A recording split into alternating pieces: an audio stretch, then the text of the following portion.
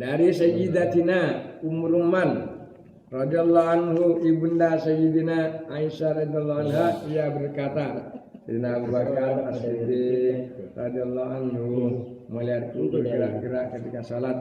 Sayyidina Abu Bakar radhiyallahu anhu menghardikku dengan keras sehingga hampir saja aku membatalkan salatku karena takut. Ia berkata, aku mendengar Rasulullah sallallahu alaihi wasallam bersabda, jika seorang berdiri salat hendaknya menenangkan seluruh anggota badannya, jangan bergerak-gerak seperti orang Yahudi, sebab tenangnya seluruh anggota badan ketika salat termasuk kesempurnaan salat. Faidah, masalah tumaknina dalam salat lebih banyak diriwayatkan dalam hadis.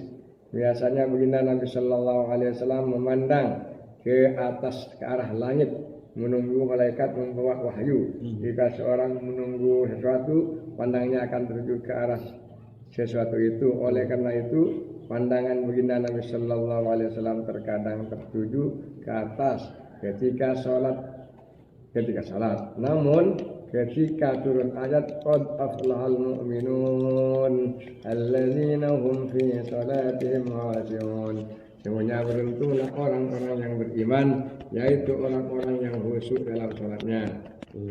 Quran Al-Mu'minun ayat 1-2.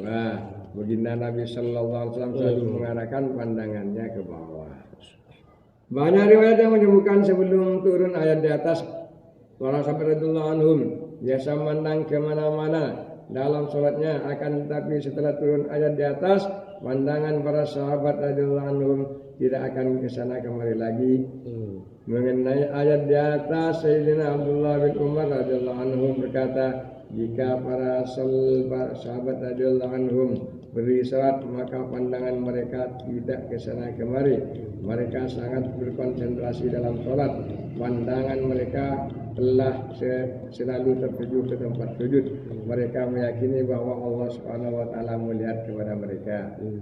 Suatu ketika Sayyidina Ali radhiyallahu anhu ditanya oleh seorang, apakah khusyuk itu? Ia menjawab, khusyuk itu di dalam hati, maksudnya ketawajuhan hati di dalam sholat. Termasuk khusyuk ialah pikirannya tidak tertuju kepada hal-hal lain.